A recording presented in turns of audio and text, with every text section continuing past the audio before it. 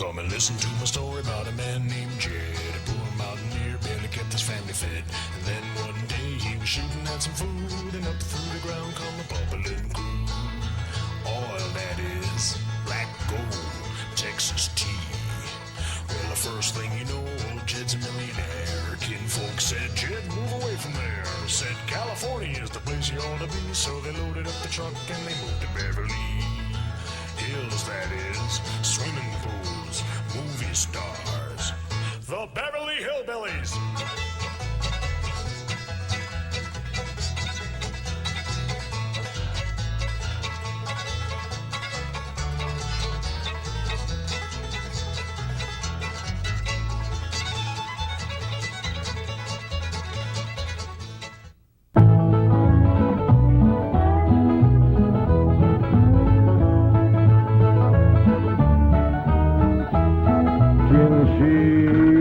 Bake a cherry pie, Billy boy, Billy boy.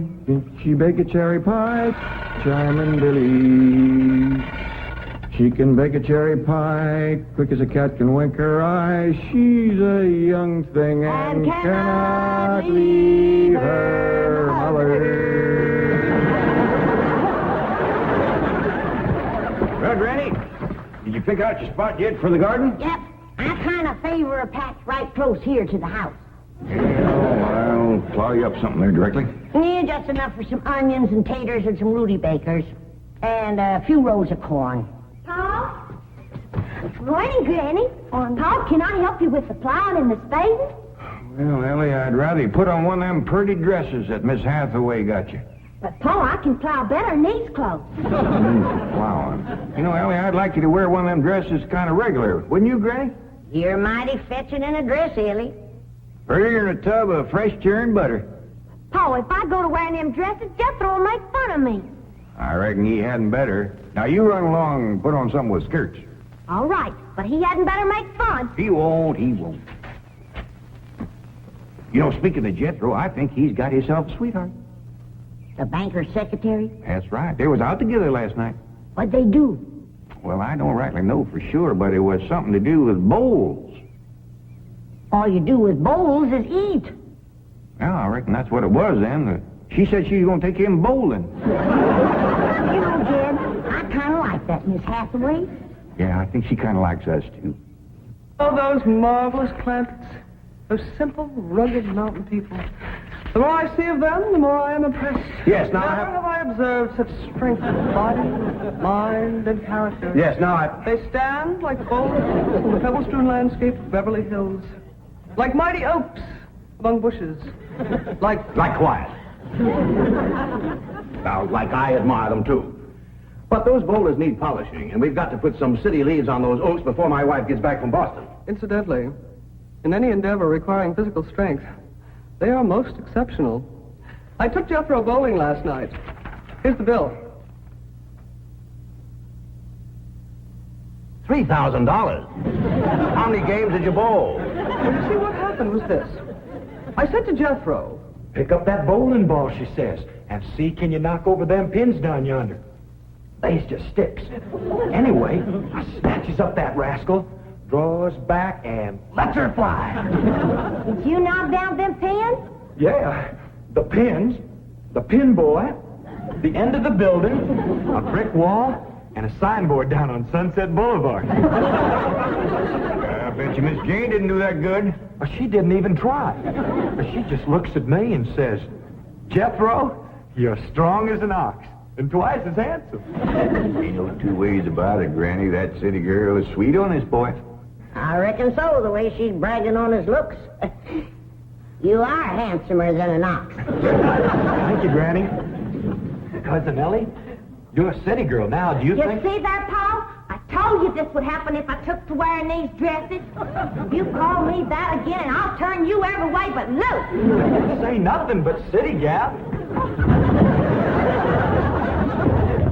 Ellie, mate, climb it. You get up from there, or you're going across my knee. And Jethro, you're going across mine. What did I do that was so all-fired bad? In that dress, she looks just like a city gal. You did it! I reckon we better go out there and see she don't hurt him.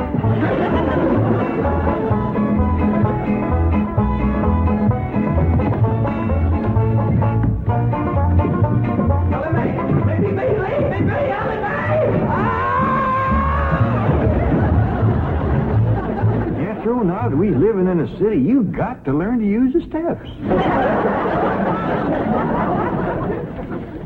You'll be happy to know that I'm making splendid progress with Ellie Mae. She's turning into quite a lady. Fine. There's Jed, Granny, and Jethro we've got to work on. Clothes, manners, the works. What have you done about servants? That's the problem, Chief. They're basically opposed to the whole idea of able-bodied people letting others do their work for them. Well, that's a refreshing attitude. But we've got to get a skeleton staff in there somehow. A combination butler and valet with Jed and Jethro. To help them assemble a wardrobe, teach them how to... Ravenswood. Your butler? Oh, he's never been my butler. Came with my wife like an overweight dowry. Been in her family for years. And with Margaret in Boston, I can certainly spare him, plus her upstairs girl, Marie. I doubt if you can sell Mr. Clampett the idea of servants. Get him on the phone. I'll make him think he's doing me a favor by taking him off my hands for a while. Right, Chief? She hadn't ought to throw me down on my head like that. What if I'd have been carrying a frog in my hat? You ain't supposed to be wearing your hat in the house. Well, Granny, where's a fella going to carry a frog? They jump out of your pocket. Hello? Oh, howdy there, Mr. Drysdale. Glad to have you back from Boston. Your missus come with you? Oh, that's too bad. I know her and Granny'd hit it off like two sows in a mud waller. Yes, I'm sure they would. No recipes? No, my wife doesn't do much cooking. No, I doubt if she ever made grits and hog jows. Well, how about mustard greens and possum belly? No fooling. Pone and squirrel shank? Boiled chicken hog.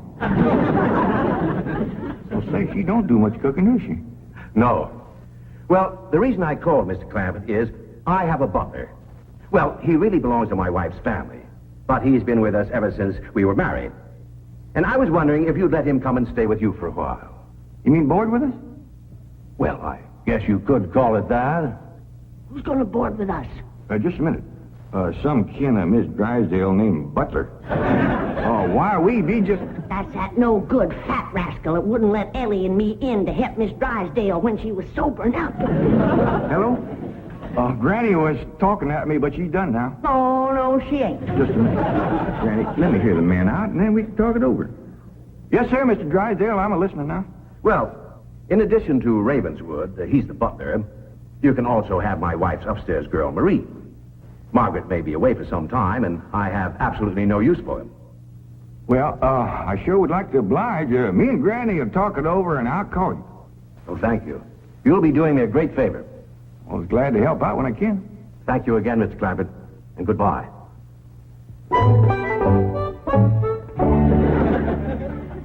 Is somebody coming to live with us, Uncle Jed? Maybe, Jethro, maybe. Why don't you go out and make up with your cousin Ellie? Okay, Uncle Jed. All right, Jed. Let's have it. We going to board that butler fella? Well, Mr. Drysdale will take it mighty kindly if we did. He says he ain't got no use for him. I don't like him myself. You only met him once? Once was enough. I asked him real nice. I said, are you doing for Miss Drysdale that she's feeling poorly? Are you doing the washing and the scrubbing and the cleaning for her? And he looks right down his nose at me and says, Madam, I am a butler. I reckon he is proud of his name. Kind of fancy. Ravenswood Butler. I don't care if it's Stonewall Jackson. And I think Mr. Drysdale has a lot of gall to ask us to take his wife's kinfolks off his hands. Well, now, I'm mighty beholden to him. You know he's keeping my $25 million in his bank, and he ain't charging me one penny to do it. That's his business. You didn't ask him to do it. Well, now, Granny, if it was just Mr. Butler, I might agree with you, but there's a sad side to the story, too. What's that? Well, you've heard of Mr. Drysdale speak of his stepson? That's his wife's boy by her first marriage? The one they called Sonny? Yeah. Well, it seems she's got a girl, too. And there must be something wrong with her. What? Well, I don't know, but they keep her upstairs. No. Yeah. He spoke of her as my wife's upstairs girl. The poor thing. Her name's Marie, and he'd like us to take her and Mr. Butler. Doggone it, Jed. We We got enough to do to take care of this big place without... He didn't say what was ailing her, huh? Well, no, but if you ask me, they ain't eating right over there. No. You know what Mr. Drysdale told me? What? His wife ain't never cooked grits and hog jowl. Ah, go on. That's a fact. Nor mustard greens and possum belly, nor pone and squirrel shank, nor even boiled chicken hawk. Land of mercy. You can't hardly blame Mr. Butler for getting a mite cranky. Man don't eat right, he gets that way. Well, kid, I reckon it won't do no harm to take him in for a spell. Granny, with such a little woman, you got an awful big heart. Well, I feel sorry for the poor girl. But the first time that fancy pants Mr. Butler looks down his nose at me, I'm gonna chuck him in the cement pond.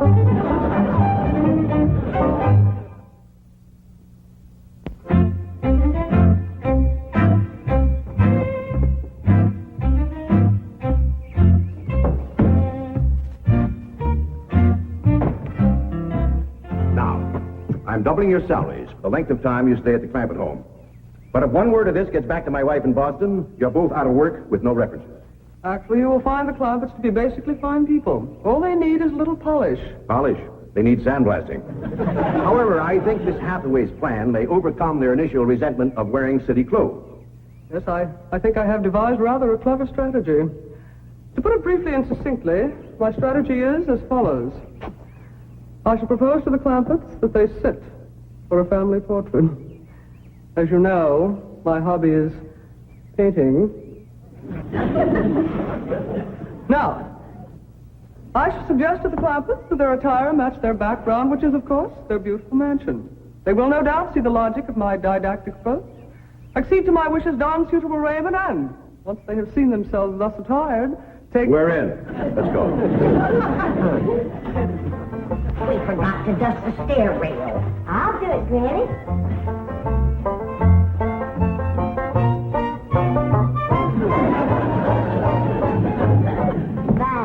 Wearing boys' clothes does come in handy sometimes. Hi, Ginger Granny. I think we got her all spick and span for the company. They ain't a speck of dirt no place. Can I go swimming now? Me too? As soon as we help Granny clean up the kitchen.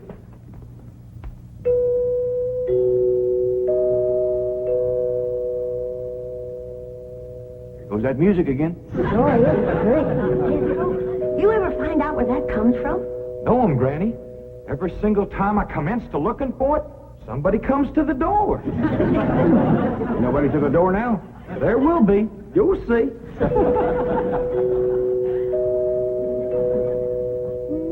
Doggies, that's nice. Don't pitch in and see can we find it. You're wasting your time. I'm a-telling you. Before you can find it, somebody will come to the door. There, you see? Happens every time. Now remember, Ravenswood, I'm counting on you. Don't fail me. You have my word, sir. I've been butler and valet since boyhood, as was my father before me and his father before him.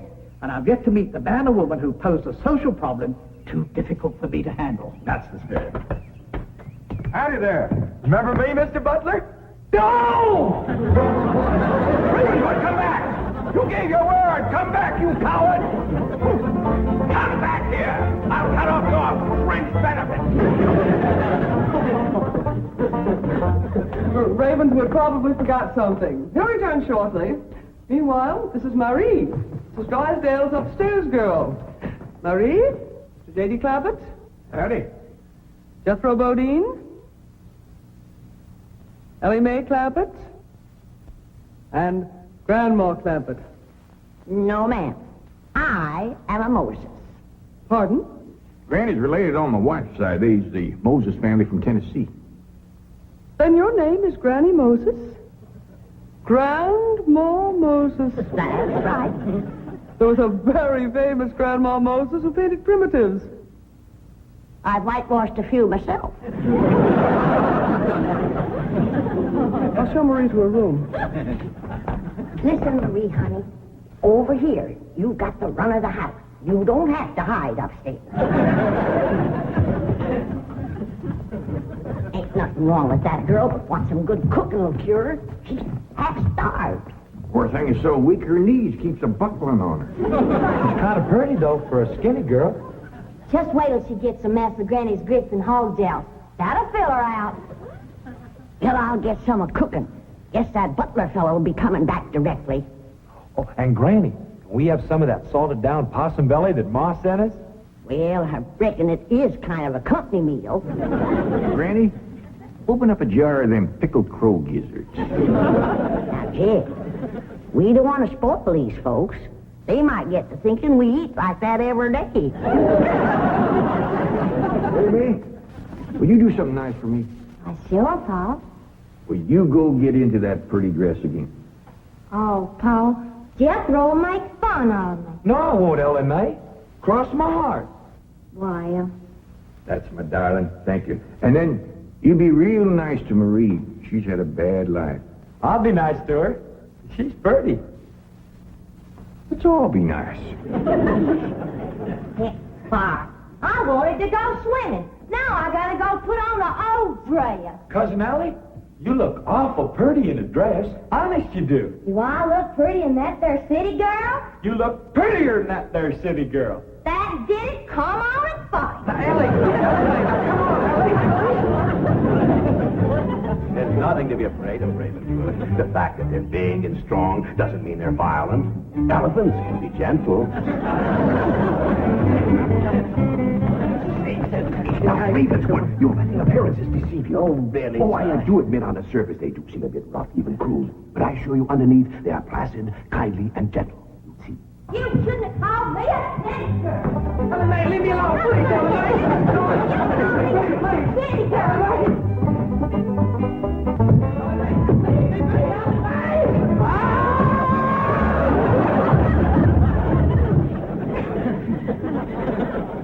Mr. Butler, don't never say anything nice to that girl.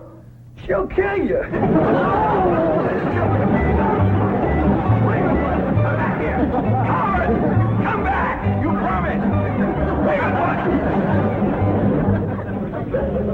I found her granny when Mr. Drysdale said he didn't have no use for Mr. Butler. He sure wasn't fooling. I just seen him cut through the brush chasing him with a stick. If Mr. Butler gets sassy with me, I'll chase him with more than a stick. Dad, Ellie throwed me down on my head again.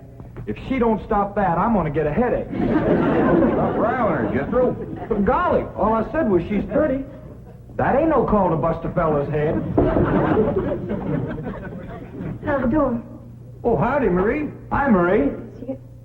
Are you hungry, darling? No, madam. I'm whooping up something here that'll just set your mouth to watering. Put some strength in your limbs, too. Tell her what it is, Granny. A great big mess of grits and hog jowls. And salted down possum belly. Cold pickled crow gizzards. How you like that? Don't tell me that child ain't hungry. Why, she's ready to drop in her tracks. Set her at the table and I'll dish up a mess. No, please. I only came in to bring you a message from Miss Hathaway. She's preparing to paint a family portrait, and she wishes to know if you all will sit for her. May I tell her that you will sit for her? Well, yeah, I reckon we'll do that. Merci.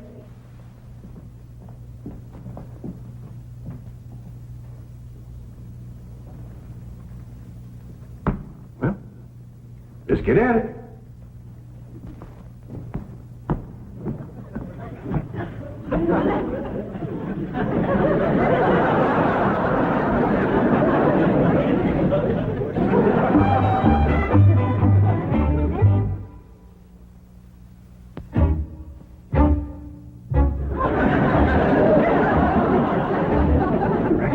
To talk while we're sitting? Yeah, I reckon. I found out something about Marie.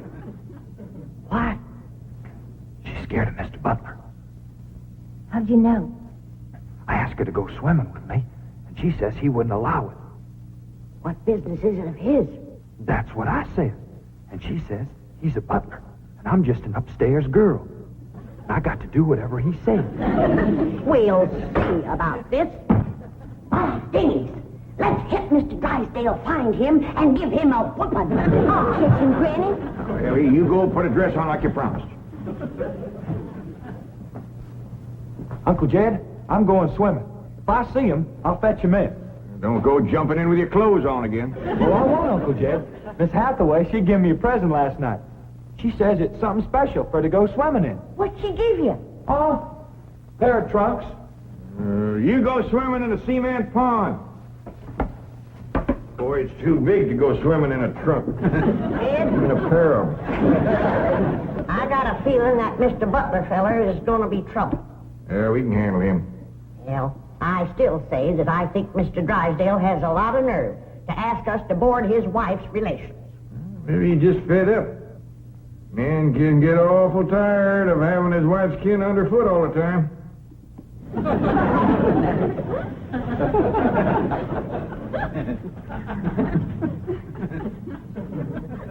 He told me that Butler fella had been living with them ever since they was married. I declare some in-laws latch on to free room and board like leeches. It takes a mule kick to jar 'em loose. You can't hardly blame Mr. Drysdale for trying to get shed of a critter like that.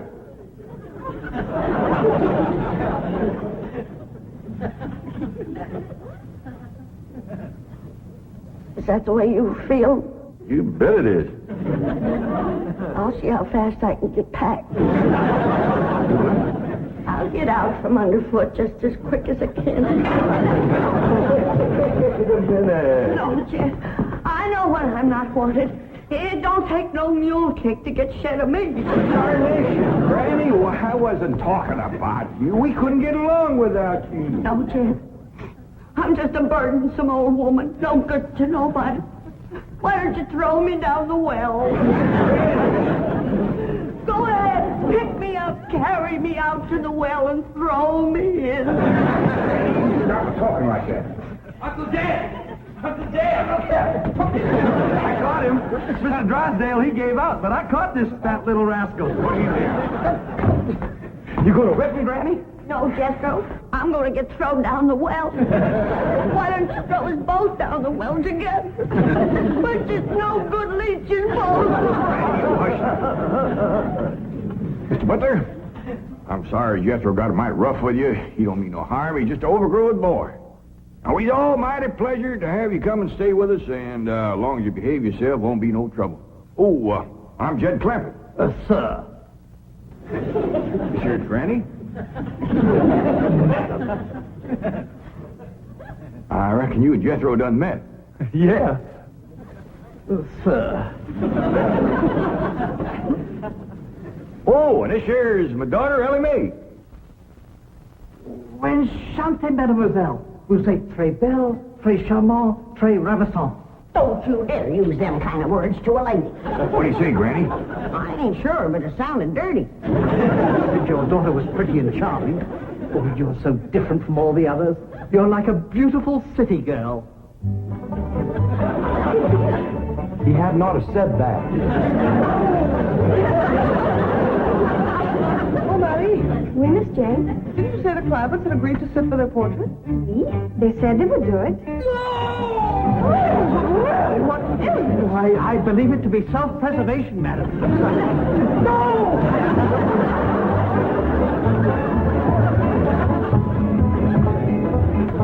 Don't take to the stairs, she'll catch you sure. Say now, let me go now, really. No! Sounds like Ellie got him. Afraid so. Somebody please tell me what is transpiring in Jed! Ellie throwed him all right, but I caught him before he hit the floor. So here you are. Well, now, everything seems to be fine. You see, Ravenswood, didn't I tell you the Clampetts were kindly, gentle people? Yes, sir. Thank you, sir.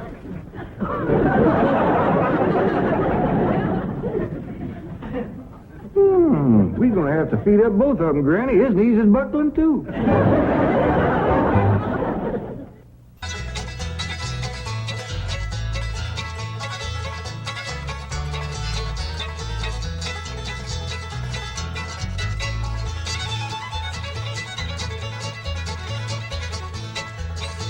Well, now it's time to say goodbye to Jed and all his kin.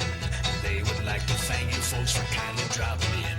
You're all invited back next week to this locality to have a heaping helping of their hospitality. Hillbilly, that is. Set a spell. Take your shoes off.